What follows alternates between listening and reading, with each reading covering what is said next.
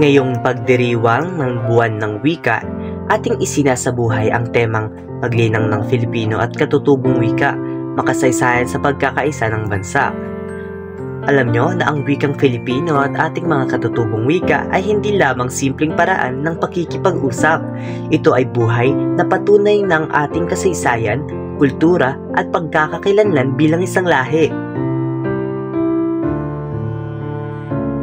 Ayon sa mga linguista at antropologo, ang kakayahang magsalita at bumuo ng wika ay nagsimulang umusbong mahigit 50,000 hanggang 100,000 taon na ang nakalipas, kasabay ng pag-unlad ng utak ng Homo sapiens.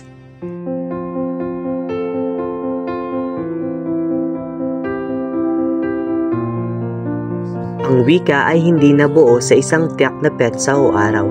Ito ay bunga ng mahabang proseso ng pag-unlad ng tao at nagsimula pa bago magkaroon ng kasaysayang naisulat. Pero maaari nating hatiin ang kasagutan sa dalawang bahagi. Ang wika bilang kakayahan ng tao at ang pangalawa ay ang pagbubuo ng wikang pambansa sa Pilipinas.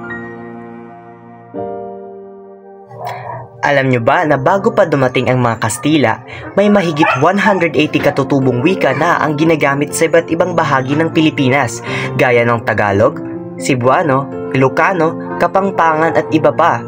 Sa panahon ni Pangulong Manuel L. Quezon, isinulong sa saligang batas na magkaroon ng wikang pambansa na nakabatay sa isa sa mga umiiral na wika sa bansa.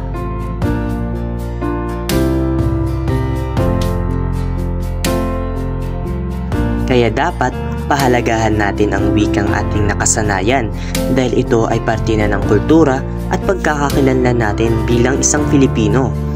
Mahalagang aralin natin ang mga dialektong maaari nating alamin upang ito ay umusbong pa sa mga magdadaang panahon.